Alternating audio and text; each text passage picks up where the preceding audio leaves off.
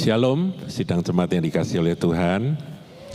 Iya, pagi ini saya akan ngajak Anda untuk fokus pada satu topik yang sesungguhnya merupakan tema utama dari Injil atau kabar baik itu sendiri, yaitu Kingdom of God, kerajaan Allah. Bisa ditampilkan, iya saudara, dalam bahasa Yunaninya Basileia tou Theou. Jadi Basileia tou Theou atau diterjemahkan dalam Alkitab kita kerajaan Allah itu merupakan tema utama dari Injil yang diberitakan oleh Tuhan Yesus maupun oleh para murid-muridnya, para rasul, dan tentunya kita semua. Nah saudara, yang dimaksud dengan kerajaan Allah, Basileia tou Theou, sering juga nanti kita akan lihat disebut dengan kerajaan sorga, itu berulang kali dan banyak kali disebut di dalam Perjanjian Baru. Ada yang mencatat 68 kali disebut kerajaan Allah. Kerajaan sorga itu lebih sering di dalam Injil disebut oleh Matius itu sampai 35 kali. Tapi sebetulnya sama, nanti saya akan jelaskan saudaraku. Nah, yang dimaksudkan dengan kerajaan Allah atau kerajaan sorga ini bukan wilayah dalam arti politik atau geografi. Politik atau geografis, bukan. Juga bukan, saudara bayangkan kalau kerajaan itu istananya begitu, bukan juga. Tetapi kerajaan Allah itu adalah pemerintahan Allah. Yaitu ketika Allah itu memerintah sebagai raja atas manusia, baik pribadi, keluarga, ataupun satu komunitas, maka disitulah kerajaan Allah itu datang. Jadi kerajaan Allah itu adalah kedaulatan atau kekuasaan Allah yang nyata di bumi. Nah Tuhan Yesus sendiri saudaraku ketika dia datang dan pertama kali dia memberitakan Injil, nanti ada ayat-ayat yang menjadi bukti, itu yang diberitakan oleh Tuhan Yesus adalah kerajaan Allah. Jadi ketika Injil atau kabar baik itu disampaikan, ada kerajaan Allah yang diberitakan. Kedaulatan, kekuasaan, pemerintahan Allah datang dalam hidup manusia yang menerima, menyambut akan kabar baik tersebut. Jadi pemerintahan itu tentunya melalui Yesus Kristus Tuhan. Karena dialah sang raja itu. Ya memang kalau ada kerajaan tapi nggak ada rajanya itu sama aja bohong saudaraku. Jadi ngomong tentang kerajaan Allah nggak bisa dilepaskan dari sang raja, yaitu Tuhan Yesus Kristus. Nah saudara, kita lihat Basileia tou Theou, ya itu di dalam kerajaan Allah itu, kenapa kok pakai istilah kerajaan Allah, Basileia tou Theou, itu menunjuk pada siapa pribadi yang memerintah, yaitu Allah, Elohim, Tuhan sendiri, pencipta langit dan bumi, dialah yang memerintah. Ketika pemerintahannya datang, maka kerajaannya datang. Basileia tou Theou. Nah, kalau disebut sebagai kerajaan sorga, ya ini versi Matius banyak memakai kerajaan sorga, meskipun Matius juga menyebut kerajaan Allah 4 kali, saudaraku, tapi kerajaan sorga dia sebut 35 kali di dalam Injil Matius. Sedangkan yang lain-lain banyak pakai Basileia tou Theou. Kalau ini Basileia ton Uranon, ya.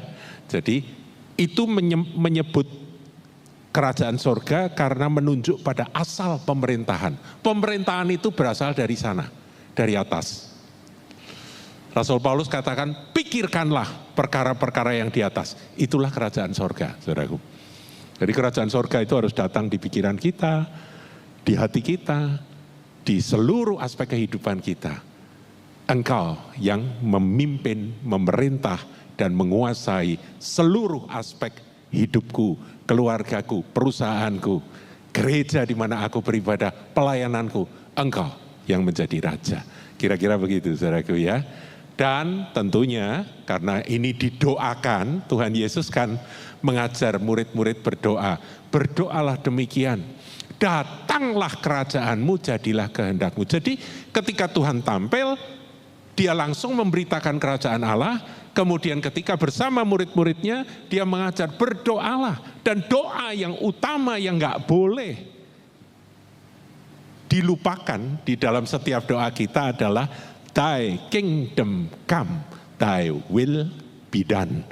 Ya, demikian saudaraku. Nah, sekarang kita akan lihat, saudara.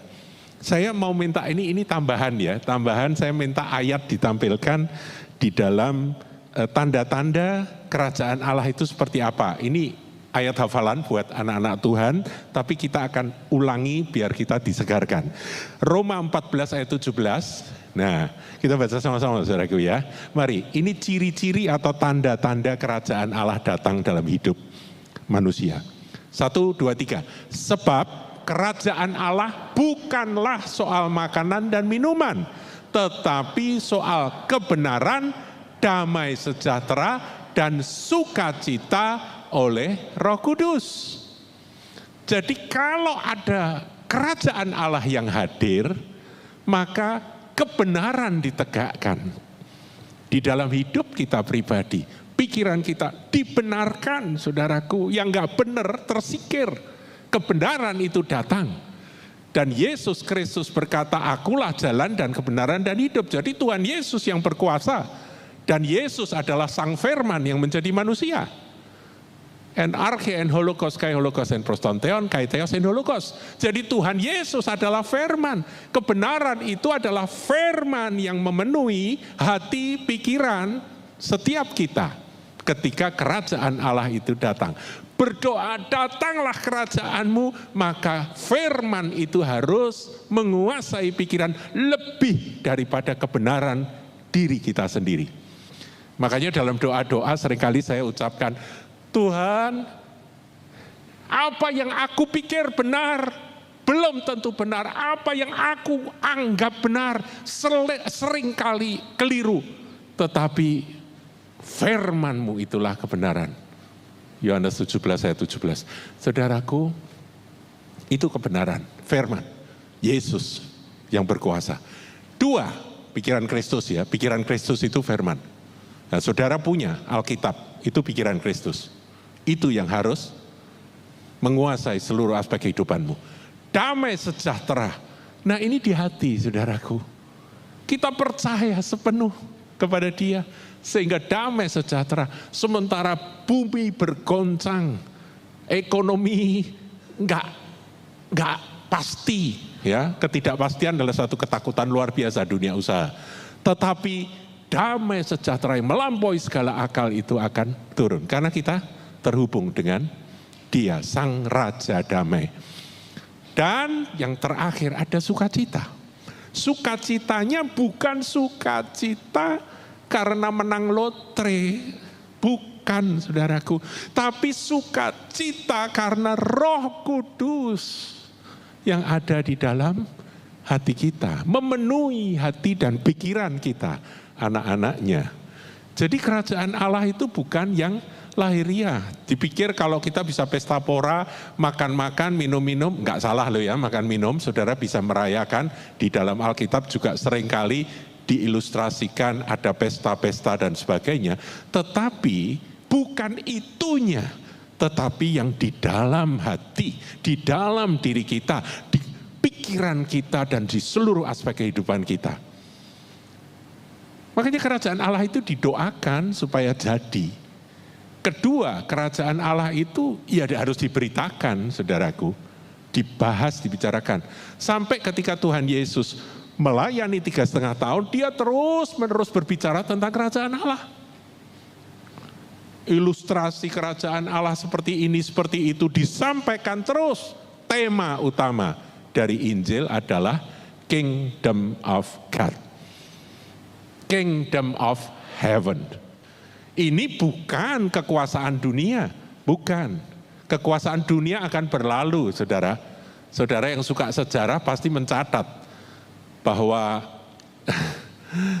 kehebatan dari setiap dekade atau setiap masa pemerintahan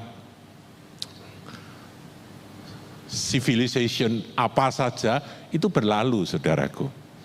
Peradaban apa saja itu berlalu. Lewat, berganti. Sekarang banyak dibahas Amerika sedang merosot begitu ya, Eropa sedang merosot, China sedang naik. Tapi itu semua akan berlalu karena langit dan bumi akan berlalu. Tetapi firman-Ku tidak akan pernah berlalu sampai tergenapi. Kita sedang menuju akan kegenapan di mana Tuhan akan datang kembali. Kerajaan Allah akan ditegakkan. Jadi jemaat akhir zaman harus fokus pada Kingdom of God, Basileia atau Theo. Lanjut yang satunya, 1 Korintus 4 ayat yang ke-20. 1 Korintus 4 ayat 20. Tolong 1 Korintus 4 ayat 20 ditampilkan. Ya.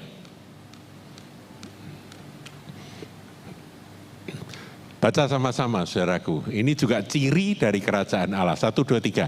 Sebab kerajaan Allah bukan terdiri dari perkataan, tetapi dari kuasa. Kuasa itu dunamis, saudara. Dari kata dunamis itu kita mendapatkan istilah dinamo, yang menghidupkan itu ya, menjadi sumber listrik itu. Kemudian ada kata dinamit yang membuat batu keras itu meledak dan hancur. Artinya satu kekuatan nyata. Itu kerajaan Allah. Kalau saudara melihat ada orang mendengar Injil, menerima kabar baik, menerima Yesus Kristus sebagai Tuhan dan Juru Selamat, bertobat, dan kemudian hidupnya berbalik, itu dunamis. Bukan hanya perkataan, saudaraku. Bukan hanya omon-omon istilahnya. Bukan. Tapi benar-benar dunamis, kuasa yang mengubahkan kehidupan manusia. Nah, ketika kita berdoa untuk Indonesia, minggu lalu, saudaraku, saya terbeban. Saya ajak saudara bergandengan tangan dan kita berdoa untuk Indonesia.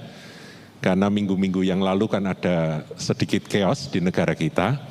Ada demo-demo dan sebagainya. Waktu itu tiba-tiba ada terlintas di dalam pikiran saya begini. Seperti Tuhan itu berbicara begini. Aku datang atas Indonesia bukan untuk memperbaiki. Aku datang untuk mengambil alih. Saya kaget, saudaraku. Doa untuk Indonesia, Tuhan datang untuk mengambil alih. Nah, di dalam diri saya kemudian mengembang akan satu pemikiran. Berarti Engkau datang dalam hidupku, Tuhan, itu bukan untuk memperbaiki. Saudara jangan salah sangka ya, pasti ketika Tuhan datang, firman kebenaran itu kita terima, kita akan diubah, itu pasti. Tapi bukan hanya mengubah saja, tetapi dia mau take over, dia mau ambil alih seluruh aspek kehidupan kita, seluruh pikiran kita. Dia mau ambil alih. Itu kerajaan, itu kingdom. Dia bukan datang untuk membantu kita jadi lebih baik. Tidak. Dia datang untuk ambil alih. Kemudian saya teringat akan peristiwa ketika Yosua pengganti Musa, ketika dia akan menaklukkan dalam sejarahnya itu dia menghadapi tembok Yeriko, dia kan gentar saudara, dia kan orang baru ya, jadi pemimpin, baru saja jadi pemimpin menggantikan akan Musa. Nah ketika sampai di tembok Yeriko dia berjalan-jalan, ini Yosua, pemimpin Israel. Di tepian tembok Yeriko yang tebal itu dia jalan-jalan. Mungkin dia mikir, mana mungkin aku bisa menghancurkan tembok yang setebal ini. Dia sedang jalan-jalan, tiba-tiba berdiri di depannya satu sosok. Ya, Yosua prajurit, dia waspada. Dia langsung berkata, siapa engkau? Kawan atau lawan? Wah, gitu ya. Dia nggak tahu bahwa sosok itu adalah Tuhan sendiri. Yang tampil sebagai panglima bala tentara. Jawabnya apa? Nanti saudara cek sendiri ya dalam riwayat Yosua. Bukan, aku bukan kawan, aku bukan lawan. Tetapi akulah panglima bala tentara Tuhan. Yosua langsung sujud saudaraku. Kasutnya dicopot. Tempat engkau berdiri itu kudus adanya. Langsung kasutnya dicopot, Yosua sujud. Saya mau kasih tahu saudara, ketika Injil datang, itu bukan untuk sekedar memperbaiki hidup saudara, hidup saya, ekonomi saudara, ekonomi saya, rumah tangga Anda, rumah tangga saya. Tidak.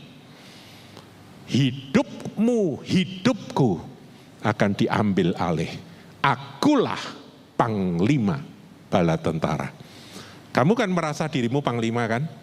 Kamu merasa bahwa kamulah yang bertanggung jawab atas seluruh tugas-tugas yang ada. Aku ambil alih. Take over. Jadi panglimanya siapa saudara? Iya Tuhan Yesus.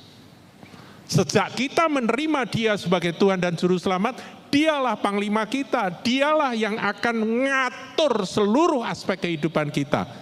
Itu yang kita doakan dalam doa Bapa kami. Datanglah kerajaanmu, jadilah kehendakmu. Oke, sekarang kita kembali ke PowerPoint, saudara. Tadi sudah saya katakan bahwa kerajaan Allah itu sama dengan Injil, ya. Ya, next. Iya. Di situ dikatakan kerajaan Allah sama dengan Injil. Karena apa? Ya nggak bisa lepas, saudara. Bukti-buktinya ada di dalam ayat-ayat itu. Tuhan Yesus sendiri, saudaraku, di dalam Markus 1 ayat 14 dan 15, dituliskan, sesudah Yohanes ditangkap, datanglah Yesus ke Galilea memberitakan, apa saudara? Injil Allah atau kabar baik tentang Allah, kan begitu ya. Ayat 15-nya dilanjut, katanya waktunya telah genap, jadi sudah tiba saatnya. Kerajaan Allah sudah dekat. Jadi ketika Injil Allah diberitakan, sesungguhnya kerajaan Allah itu sudah dekat, sudah datang di dalam kehidupan orang-orang yang mendengar kabar baik tersebut. Kemudian dilanjutkan dengan kalimat, bertobatlah dan percayalah kepada Injil. Dua kata, saudaraku. Menyambut kerajaan Allah itu syaratnya mutlak. Bertobatlah, berbaliklah dari kebenaran-kebenaran yang selama ini engkau pegang, prinsip-prinsip hidup yang menjadi andalanmu, peganganmu, keyakinanmu, bertobat, metanoia, berbaliklah dari itu semua dan terimalah kerajaan Allah, yaitu dengan percaya. Ada orang yang menekankan pada percaya saja, tapi saya Saya pikir itu enggak alkitabiah. Ketika Injil pertama kali diberitakan, waktunya telah genap, kerajaan Allah sudah dekat. Saudara mau hidup dalam kerajaan Allah? Saudara mau menerima kerajaan Allah? Saudara mau tinggal dalam kerajaan Allah? Bertobat. Bertobat. Bertobat. Jangan tegakkan kebenaranmu sendiri, bertobat. Terimalah Yesus Kristus sebagai sang kebenaran. Firman-Nya yang adalah kebenaran. Percayalah kepada Injil. Percayalah kepada kabar baik itu. Jadi bertobat dan percaya, percaya dan bertobat merupakan dua kaki di dalam perjalanan kita memasuki kerajaan Allah. Ada orang-orang yang cuma percaya saja, mereka yakin bahwa mereka bisa masuk dalam kerajaan Allah. No way, saudaraku. Bertobat dan percaya, 2 poin. Kemudian para rasul, yaitu murid-murid Tuhan. Lukas 9 ayat 60, Tuhan Yesus berkata kepadanya, biarlah orang-orang mati menguburkan orang mati. Saudaraku, setiap hari orang mati, betul enggak? Setiap hari orang mati. Zaman Yesus pun juga sama, saudaraku. Orang-orang pada waktunya mati. Dan ketika murid-murid, itu kok ada orang mati? Tuhan berkata, biarlah orang mati menguburkan orang mati. Tetapi kamu yang sudah mendengar dan telah menerima kerajaan itu, pergilah dan beritakanlah, apa saudara? Kerajaan Allah. Jadi ada perintah loh buat saudara dan saya juga. Karena perintah untuk para rasul juga berlaku bagi kita. Kalau saudara belajar kisah para rasul itu kan belum berakhir. Kisah para rasul berakhir pasal 28, pasal 29-nya Anda dan saya yang melanjutkan. Meskipun tidak tertulis. Sampai akhir zaman. Nah, saudaraku, beritakanlah kerajaan Allah. Jadi kerajaan Allah itu sama dengan Injil atau kabar baik. Kita enggak memisahkan antara Injil dan kerajaan Allah atau kerajaan sorga. Enggak. Itu sama, nyatu. Berikut. Sekarang kita belajar 2 dimensi kerajaan Allah. Nah, saudaraku, tentang dimensi dari kerajaan Allah, ini memang harus kita pahami, saudara. Ya, next. Kerajaan Allah itu sudah datang. Ketika Yesus Kristus tampil dan memberitakannya dengan disertai tanda-tanda. Jadi, Tuhan Yesus datang, ya 2000 tahun yang lalu, dia datang, kemudian dia tampil. Dia memberitakan Injil, memberitakan kabar baik, memberitakan kasih karunia Tuhan, memberitakan akan kerajaan Allah sudah datang, disertai tanda-tanda. Ya, itu saya ulangi, Markus 1 ayat 15, katanya waktunya telah genap, kerajaan Allah sudah dekat, bertobatlah dan percayalah kepada Injil. Bertobat dan percaya, itu tadi ya, itu respon dari yang mendengarkan. Kemudian Lukas 11 ayat 20, dikatakan oleh Tuhan Yesus, tetapi jika aku mengusir setan dengan kuasa Allah, maka sesungguhnya kerajaan Allah sudah datang kepadamu. Kapan kerajaan Allah itu datang? Yaitu ketika setan diusir dengan kuasa Allah. Saudara menghadapi setan-setanmu sendiri setiap hari. Dan engkau tahu apa yang menjadi setanmu. Dan ketika kerajaan Allah datang, maka itu terusir keluar. Itulah tanda kerajaan Allah sudah datang. Tentunya yang benar-benar pelayanan pengusiran setan itu pun ya dan amin, saudaraku. Ya, kami pernah mengalami, saya bersama dengan Pak Paulus Yosifia, dengan Bu Nani Yosifia, kemudian ada bersama dengan Bu Noni, mana Bu Noni ada enggak? Itu berapa belas tahun, puluh tahun yang lalu, kami mendatangi seorang yang dikuasai setan, saudaraku. Karena dia main kuasa gelap, banyak sekali, dan kemudian dia dibikin lumpuh oleh iblis, dan ibu tersebut nggak bisa jalan, karena separuh tubuhnya itu lumpuh, saudaraku. Dan karena ibu ini dulu pernah sekolah kedokteran, jadi dia bisa menganalisa dirinya sendiri. Dia berkata, aku ini kena stroke dan sebagainya. Kemudian dia ambil jarum dan dia gores-gores tangannya sebelah kiri, kakinya sebelah kiri sampai berdarah-darah. Tidak ada rasanya. Jadi udah mati rasa. Nah, dalam kondisi seperti itu kami datang, kami berdoa, dan ketika kami berdoa kami kaget sekali karena manifestasi keluar semua. Keluar gaya-gaya dari semua dewa-dewi yang pernah masuk dalam dirinya, dan di puncaknya itu saya masih ingat hari Sabtu pagi kami berdoa puasa, karena itu berseri, saudaraku ya, pelayanannya berseri karena setannya satu RT. Setannya bukan cuma satu, tapi satu RT. Dan benar-benar ketika datang, kami hari Sabtu kami doa puasa, dan kemudian sama-sama kami adakan perjamuan kudus. Di situ saya ngeri dengan mata iblis. Karena pada waktu saya pegang gitar, saya nyanyi, ibu itu melirik matanya, itu menatap saya dengan penuh kebencian dan seperti saya mau diterkam. Saya ngelihat matanya takut, saudara. Tapi itu pelajaran. Setelah pelajaran itu, next, lain waktu, saya ketemu mata yang sama, saya tatap balik. Dan saya tantang. Nah, itu cerita lain, saudaraku. Tapi hati-hati, kalau saudara ngadepi orang yang dirasuk setan, itu matanya itu mengerikan. Waktu itu saya sempat gentar, tapi saya berkata, Tuhan tolong aku, Tuhan. Tuhan tolong aku, sebentar lagi kami mau perjamuan kudus. Kemudian saya nggak mau lihat, saya terus nyanyi nyembah Tuhan, matanya dia melilik gitu, serem sekali.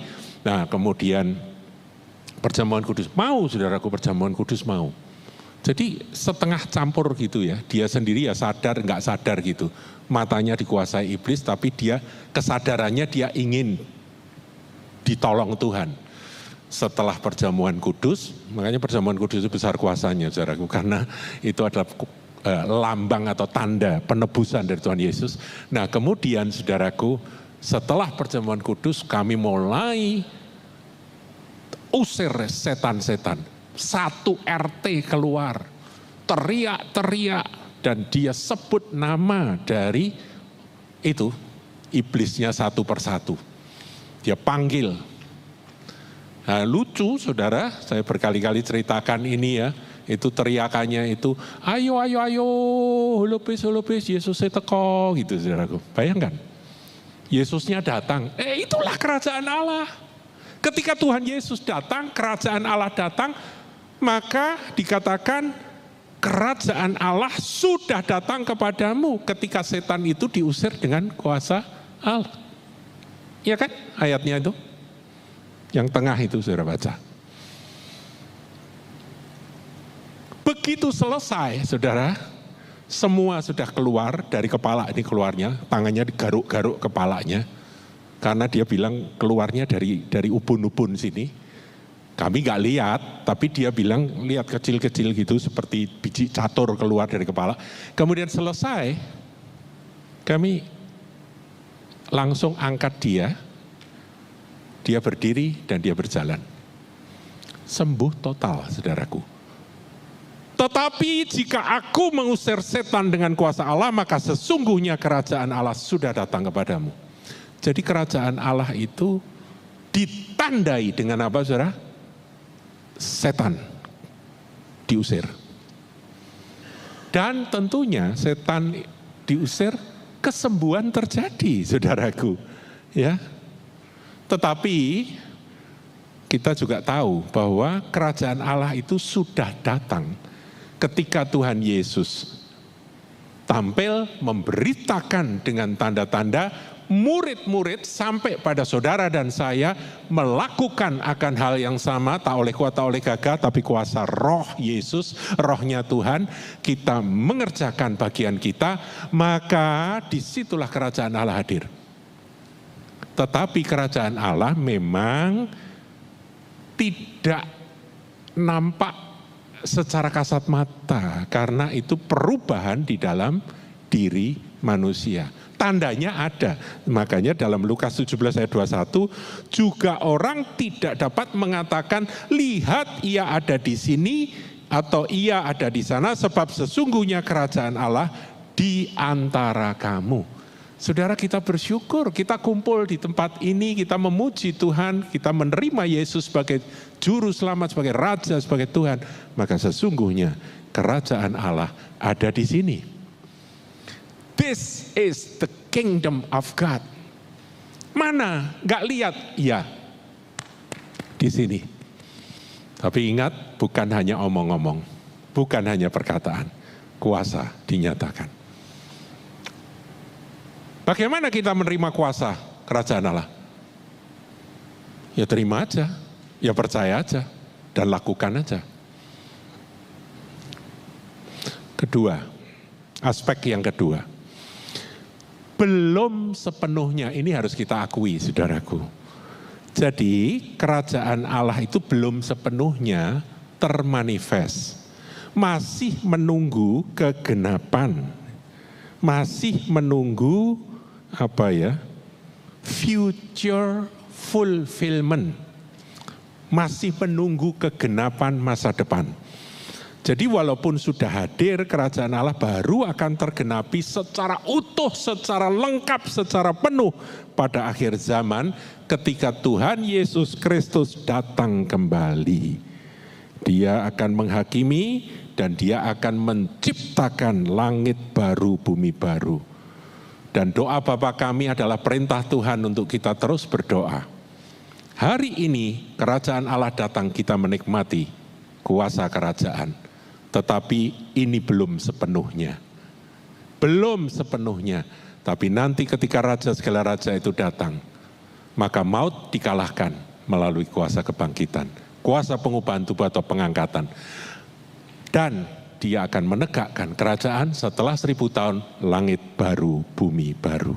Saudaraku, sekarang kita akan belajar lebih lanjut tentang siapa sih yang boleh tinggal dalam kerajaan Allah. Siapa yang dikatakan oleh Tuhan Yesus yang empunya kerajaan sorga. Ya, kita lihat. Yang pertama, Matius 18 ayat 3. Aku berkata kepadamu, sesungguhnya jika kamu tidak bertobat. Nah, bertobat ini perlu banget saudaraku, bertobat. Tapi Tuhan kasih contoh. Kalau saudara baca ayat sebelumnya, Tuhan ambil seorang anak kecil yang di pangkunya, kemudian Tuhan berkata, ini loh contohnya.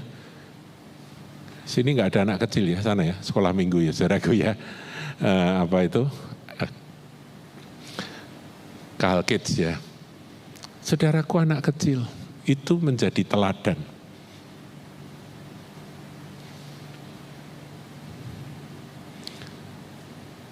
Jika kamu tidak bertobat dan menjadi seperti anak kecil ini, kamu tidak akan masuk dalam kerajaan sorga.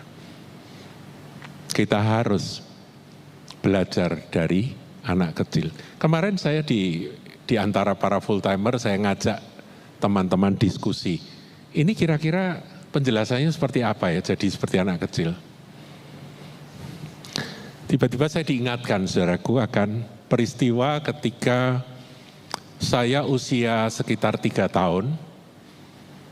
Kadang-kadang ada momen-momen tertentu di usia balita itu yang masih kita ingat. Saudara punya ya ingatan itu ya. Tidak banyak, tapi ada momen-momen tertentu. Nah, ini salah satu momen ketika saya usia balita. Batita mungkin ya. Saya masih kecil banget, saya lihat fotonya itu cilik banget saudara. Saya digendong oleh ayah saya masuk ke kolam renang yang sebetulnya saya pada waktu itu takut, ngeri dengan air yang begitu banyak. Air yang begitu banyak dan ya anak kecil saudaraku tidak bisa berenang lihat air begitu ya.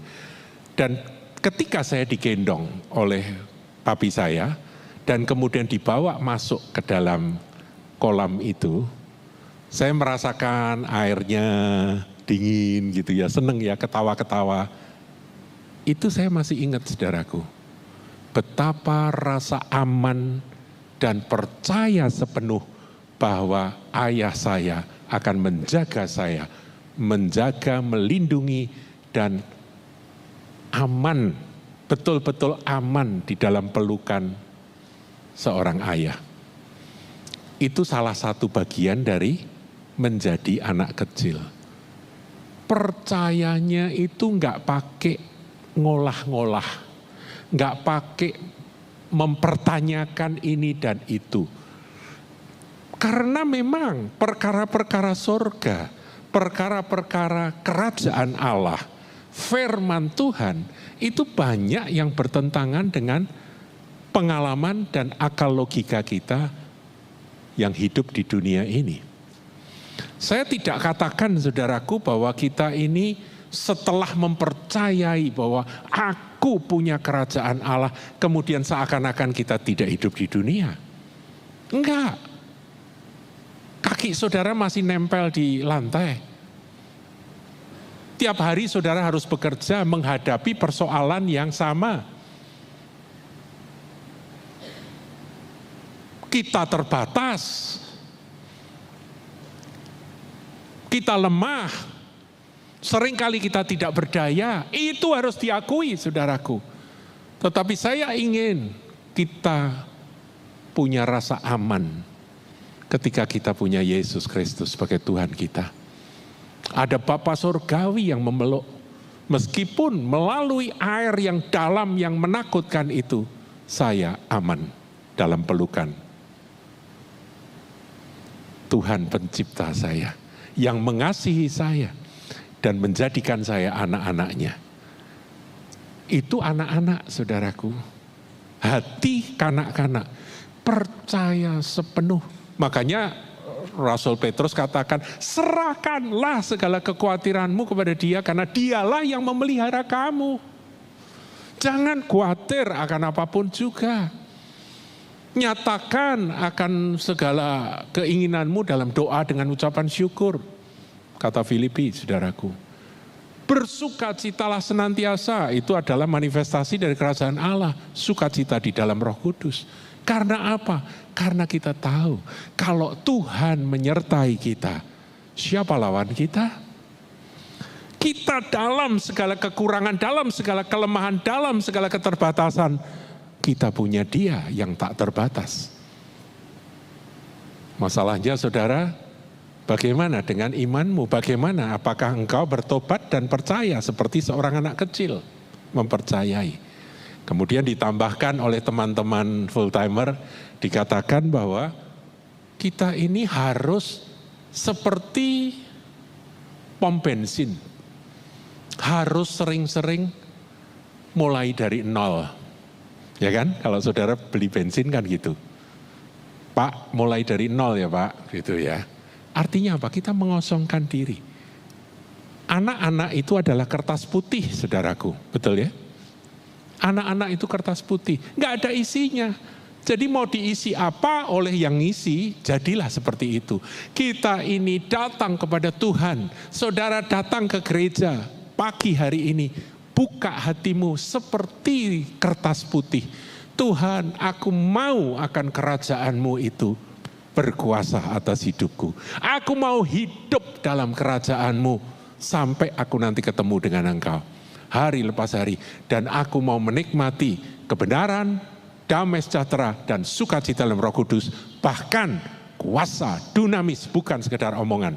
Nanti kita akan lihat itu, dunamis itu di bagian terakhir, saudaraku. Ya.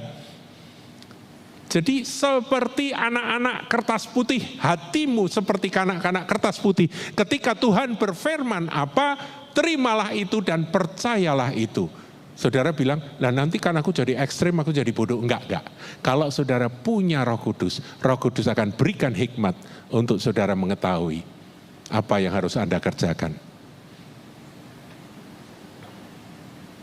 Tetapi hati yang tulus seperti seorang anak-anak itu syarat untuk kita memiliki kerajaan Allah. Matius 5 ayat 3 berbunyi, berbahagialah orang yang, apa saudara? Baca sama-sama, 1, 2, 3. Berbahagialah orang yang miskin di hadapan Allah, karena merekalah yang empunya kerajaan sorga. Kadang-kadang kalau kita merasa kaya pengetahuan gitu ya, kaya pengalaman, kita disok. Padahal bagi Tuhan gak ada yang mustahil. Tuhan hanya menuntut iman sebesar biji sesawi yang bisa memindahkan gunung. Jadi kita ini memang harus terus, saudaraku, ngalami akan mulai dari nol lagi. Kalau mau datang menghadap Tuhan, datang, Tuhan, aku bodoh Tuhan, aku miskin pengetahuan, miskin, pengalamanku banyak, tapi itu pengalaman, ke depan aku butuh Engkau, tuntunan hikmat-Mu, pimpin aku Tuhan. Nah, orang-orang yang seperti itu yang tidak merasa kaya, tapi merasa miskin. Orang kaya itu kan orang mampu. Ya, seringkali disebut, oh dia orang mampu loh. Mampu apanya? Duitnya mampu gitu ya. Dia mampu bayar sana, bayar sini. Dia mampu ngatur sana, ngatur sini dengan uangnya. Itu orang kaya. Tapi sebetulnya di balik uang itu kan ada dirinya. Dia mau ngatur semuanya semau-maunya karena dia punya kemampuan kan gitu. Orang punya kekuasaan, itu kaya, karena dia bisa ngatur-ngatur dengan kekuasaannya, kan begitu. Tapi saudaraku, orang yang mengizinkan kerajaan Allah datang dalam hidupnya, dia tunduk, dia sujud, dia berkata, Tuhan, Engkau datang bukan untuk memihak, Engkau datang bukan jadi temanku atau lawanku, Engkau datang, take over, ambil alih seperti Yosua tadi. Tuhan berkata, Panglima Bala Tentara Tuhan itu berkata apa? Sekarang aku datang. Bukan teman, bukan lawan, tapi aku datang untuk ambil alih. Itulah kerajaan Allah. Saudaraku, prakteknya gimana? Ya bertobat, menjadi seperti anak kecil. Prakteknya menjadi miskin di hadapan Tuhan. Merendahkan diri, itu sekolah seumur hidup kan? Belajarlah daripadaku karena aku lemah lembut dan rendah hati. Jadi yang empunya kerajaan sorga, kerajaan Allah, bertobat, menjadi seperti anak kecil, kertas putih, menerima apapun yang Tuhan katakan dengan lemah lembut, kemudian miskin, tidak merasa sok ngerti, sok pinter, sok pengalaman, sok kaya, punya power, no. Aku letakkan semuanya. Saudaraku, manusia itu kalau belum diperhadapkan pada titik akhir dari power yang dia ada, itu biasanya masih tetap sok, tetap sombong. Tapi Tuhan itu kalau mau ngambil, nyawa aja diambil, saudaraku. Saya ngomong nggak enak gitu, sampai ada orang yang memandang dengan nggak suka ketika saya berkata, saudara, kita semua ini di Surabaya dulu. Saudara, kita ini mau sombong apa, saudaraku? Jalan keluar, tiba-tiba jantung mati, selesai. Mau apa? Ya kemarin ada yang badminton juga meninggal. Saudara, kita inilah rapuh, lemah, tapi sok seringkali. Sombongnya luar biasa manusia itu. Merasa kuat. Tapi mari belajar lemah lembut dan rendah hati. Belajar jadi anak kecil, kertas putih, saudaraku. Setiap kali kita sujud di hadapan Tuhan, kita berkata, Tuhan, buat aku kembali menjadi kertas putih. Semua pengalamanku, semua pengetahuanku, semua kepinteranku, semua teologiaku enggak laku di hadapan-Mu, Tuhan. Datanglah kerajaan-Mu, jadilah kehendak-Mu dalam hidupku. Tuntun aku, pimpin aku dalam kebenaran-Mu. Karuniakan damai sejahtera yang tidak palsu tapi yang asli. Tuhan, tunjukkanlah kepadaku sukacita sejati. Saudara pernah ngalami, saya pernah ngalami, tapi seringkali kita lupa itu. Bahwa ada jenis sukacita yang tidak tertandingi. Itulah sukacita di dalam Roh Kudus. Next. Baca judulnya, saudaraku. 1, 2, 3. Perintah. Saudara, kita tidak tahu ya. Saya tuh kadang-kadang dikatain sama banyak orang, Om Hin itu kalau khotbah itu kok kadang-kadang melo gitu ya. Enggak melo, saudaraku. Kok sepertinya ngomong negatif? Enggak. Saya ngomong fakta. Waktu berjalan, saudaraku. Usia bertambah. Kita enggak tahu kapan Tuhan mau selesai dengan kita di dunia ini. Tapi aku mau supaya di sisa, kalau boleh dipakai istilah sisa, di waktu yang Tuhan masih berikan ke depan, itu semua milikmu, dan itu semua kiranya boleh menjadi hadirnya kerajaan Allah secara progresif dalam hidupku. Take over, ambil alih semua, itu kerinduan, itu doa. Kemudian apa yang kita buat? Apa yang kita lakukan? Saudaraku, Roh Kudus akan pimpin. Step by step, langkah demi langkah. Saudara, semua diutus oleh Tuhan. Saya diutus Tuhan, Anda diutus Tuhan. Kalau kita berkata, inilah aku, utuslah aku Tuhan, maka perintah ini berlaku. Yuk, perintahnya apa, saudaraku? Baca ya. Maka Yesus memanggil ke-12 muridnya lalu memberikan tenaga dan kuasa kepada mereka untuk apa, saudara? Menguasai setan-setan. Jadi saudara dan saya punya kuasa loh atas setan. Makanya kalau ada tetangga kesurupan gak usah panggil pendeta. Saudara sendiri datang. Anda sendiri datang. Dan katakan di dalam nama Tuhan Yesus Kristus, engkau setan, keluar. Karena bagi aku yang menerima kerajaan, ada tenaga dan kuasa. Tenaga itu dunamis, kuasa itu otoritas, exousia. Dua-dua diberikan. Dan untuk apa, saudara? Menyembuhkan penyakit-penyakit. Ini perintah Tuhan. Jadi kalau ada orang sakit, ya saudara sembuhkan. Enggak salah itu, Pak. Enggak keliru itu, Pak. Emangnya kita dukun sakti? Enggak, ini perintah Tuhan. Sembuhkan orang sakit. Mestinya ayatnya bunyinya bukan menyembuhkan orang sakit, mendoakan penyakit-penyakit supaya sembuh gitu ya.